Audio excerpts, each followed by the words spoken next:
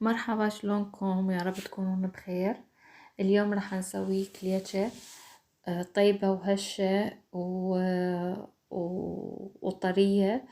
وبما انه رمضان قرب والعيد، فراح نبدي نسوي معجنات وكليتشة و... وشغلات رمضان وشغلات العيد. وأتمنى تعجبكم يا رب وتجربوها. مثل ما تشوفون هشة وريحتها تجنن.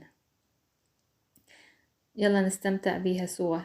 يلا خلينا نجربها شلون نسويها.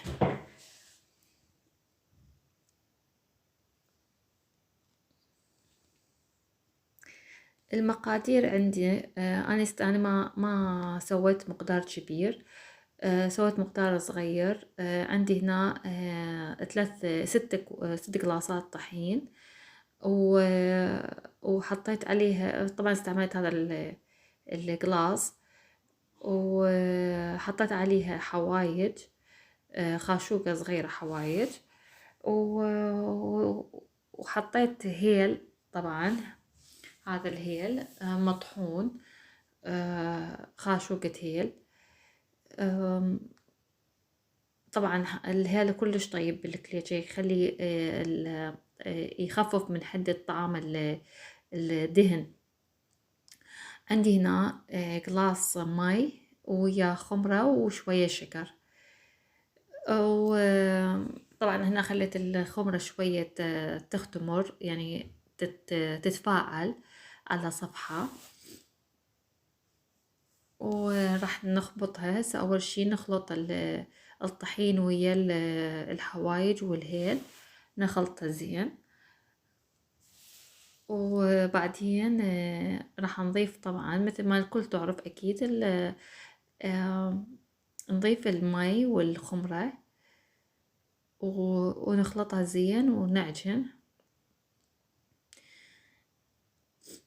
بما انه يعني الجو شتوي والجو بارد، فيساعد هذا الجو انه واحد يسوي هاي المعجنات الحارة. يعني واحد يعجبه ويا قلاص شاي ويا قلاص حليب او نسكافيه، واحد يشرب يعني الصبح وياكل حتى لو كان يتريق بيه.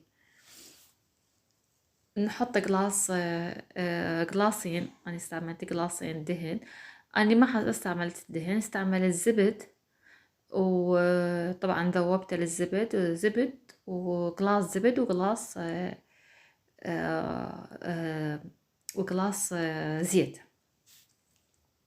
خلطتهن سوا، وطبعا على الطباخ شوية خليته يعني خلطت الزبد والزيت على الطباخ شوية، يعني بس يحمي، بس يذوب الزبد.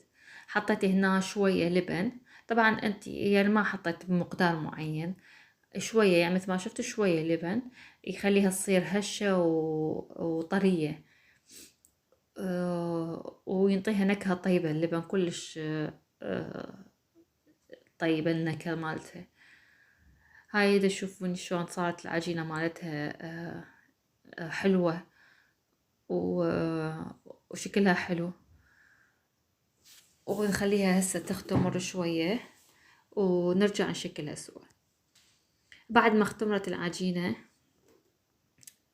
شو شلون اختمرت عجينة كلش حلوة، ملمسها يخب والله العجينة. راح نبدي نشكلها سوا. أنا هنا استعملت تمر بنوة، سويته بالزيت شوية على الطباخ بس يذوب، وحطيت له هيل. كان المفروض اطلع النوة بس ما صار عندي وقت، فسويته كليته سوا. ومن اشكل العجينة راح اطلع النوة طبعا من عنده.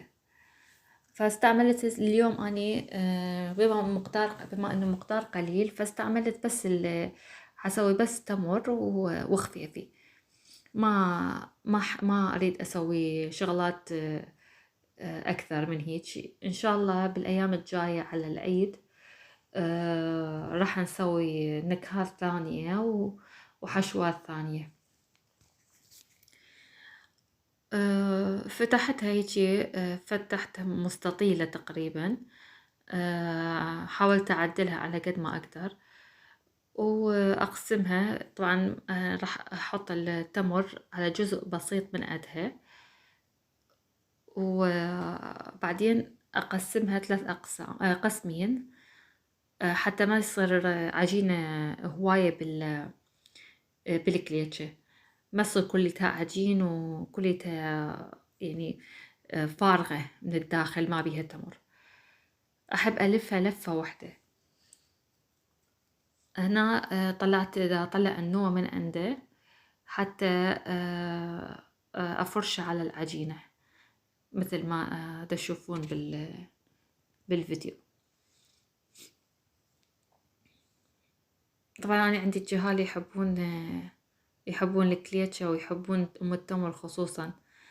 احنا هم من كنا صغار كنا أكثر شي نحب أم التمر، ما نحب الحشوات الباقية. إذا ماكو أم التمر خلاص الكليتشة الباقية كلها متنكل. هسه بعد ما حطيت التمر راح ألفها، هاي لفة ولفة ثانية بس هيج، حتى ما تصير عجينة هواية بيها. وأقصها بعدين أقطعها قطع صغيرة، ألفها على الجهة الثانية حتى تنسد هاي الفتحة، وأقطعها قطع صغيرة حتى يصير شكلها حلو.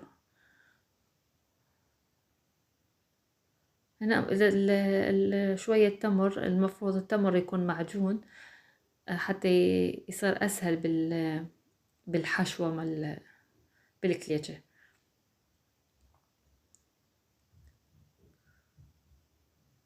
هاي قطعتها وحطيتها بالصينية. وبعدين العجينة الباقية راح أسوي من قدها خفيفين نسوي سوا، بعدين أكمل الطريقة الباقية. طبعا لدهن الوجه استعملت بيضاية وبيض، ودهنت الوجه كليته بالبيض. ما احتاجت احط لها لا هيل ولا اي شي ثاني، لان العجينة مكفية، يعني بيها حوايج وبيها هيل، فما راح تبين نكهة البيض او زفارة البيض بيها. هنا راح اسوي هاي خفيفي،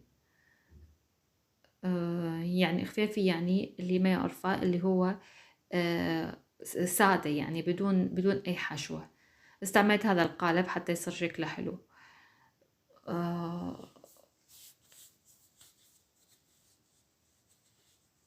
بشوف شكلها صارت حلوة مثل الوردة. ويا رب تكونون استمتعتوا بالفيديو ويا رب يكون عجبكم. وهذا الشكل النهائي بعد ما خلصت. أتمنى تدعمون قناتي على اليوتيوب، وأشوفكم على خير، وكل عام وأنتم بخير مقدما على رمضان، وباي باي.